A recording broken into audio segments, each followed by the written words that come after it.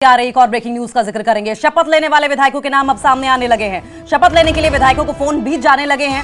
अनिल विज को फोन गया है। 7 बार लगातार विधायक चुनकर आए हैं। राव नरबीर जो अपनी जीत को लेकर पहले ही कॉन्फिडेंट थे और लगातार इस बात को कहते रहे थे कि मैं जीत कर आऊंगा ही आऊंगा, वो भी शपथ लेंगे। कृष्णलाल पंवार, कृष्ण बेदी भी शपथ लेंगे। रणबीर गंगवा को भी फोन गया है। महिपाल ढांडा को भी फोन गया है शपथ लेने के लिए। श्याम सिंह राणा को भी फोन गया है। विपुल गोयल को भी फोन गया है। श्रुति चौधरी, आरती राव भी मंत्री बनाई जाएंगी। देखिए, 2 महिला मंत्रियों के नाम सामने आ रहे हैं, 2 विधायकों के नाम सामने आ रहे हैं। गौरव गौतम को भी कॉल गया है।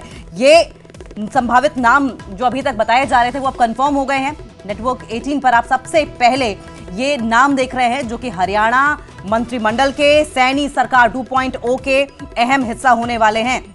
अब ये जो नाम सामने आए इसमें देखिए जातियों को भी टारगेट किया गया होगा, पावर बैलेंस करने की कोशिश की गई होगी, कास्ट इक्वेशन को देखा गया होगा, रीजन देखा गया होगा और महिला फैक्टर जो है, क्योंकि महिलाओं को लेकर भी बीजेपी अक्सर आपने देखा है कि योजनाओं के जरिए आधी आबादी तक के दिलों तक पहुंचने की कोशिश करती है। तो 2 महिलाओं के भी नाम सामने आ रहे हैं। फिलहाल बीजेपी के पास दलित समुदाय से 9 विधायक हैं, 8 पंजाबी मूल के हैं, 7 ब्राह्मण हैं। जाटों और यादवों में से भी अगर बात करें तो 6 विधायक हैं। जाटों और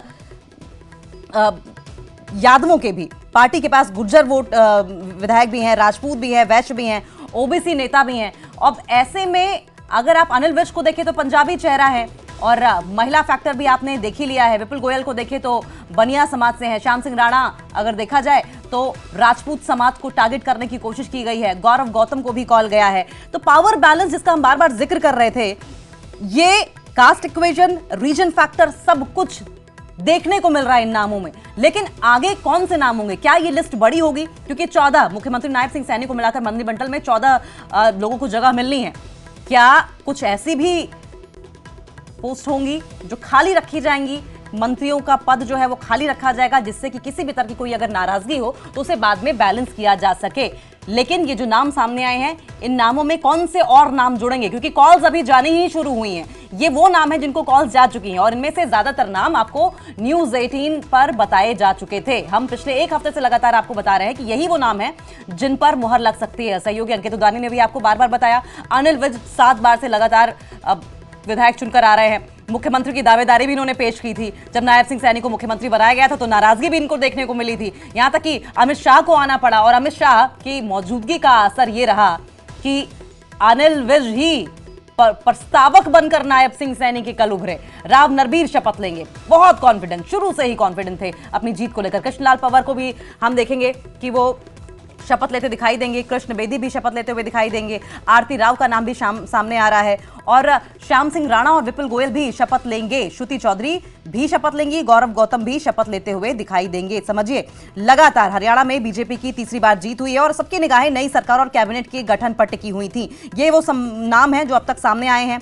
अनिल विज को मंत्री पद दिया जा सकता है। बीजेपी जाटों, ब्राह्मणों, पंजाबी और दलित सहित राज्य की विभिन्न जातियों को ध्यान में रखकर कैबिनेट का गठन करेगी। ये हम बार बार जिक्र कर रहे थे। जातिगत समीकरणों, समुदायों की मांगों को संतुलित करने हुए सरकार बनाना कोई आसान काम जाहिर तौर पर बीजेपी के लिए नहीं रहा होगा। ये चैलेंजिंग जरूर थोड़ा सा रहा होगा। अब अगर आप थोड़ा थोड़ा करके समझने की कोशिश करें तो 2 दलित नेताओं में से एक को जगह मिलने की जानकारी निकलकर सामने आ रही थी और इसमें भाजपा के, क्योंकि 9 दलित नेता हैं, 9 दलित विधायक हैं दरअसल, तो किस किस को जगह दी जानी थी इस पर लगातार संशय बरकरार था और कृष्ण मीढा को क्या जगह मिलेगी इस पर सस्पेंस बना हुआ था। जींद के विधायक कृष्ण मीढा हैं इस रेस में, जिन्होंने लगातार तीसरी बार अपनी सीट जीती है। एक और बार के विधायक यमुनानगर से घनश्याम दास अरोड़ा हैं। सवाल ये भी उठ रहे थे कि क्या उन्हें जगह दी जा सकती है इन चेहरों के अलावा।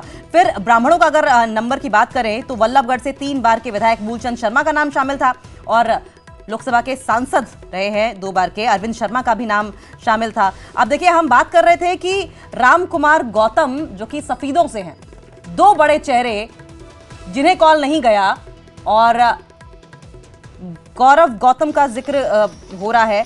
ये वो संभावित नाम हम आपको बता रहे हैं जो कि लगातार नई सरकार के साथ खड़े होते दिखाई दे सकते हैं। लेकिन ये वो कंफर्म नाम थे जो अब से थोड़ी देर पहले हमने आपको बताया, जो मंत्रिमंडल का चेहरा हिस्सा होंगे ही होंगे।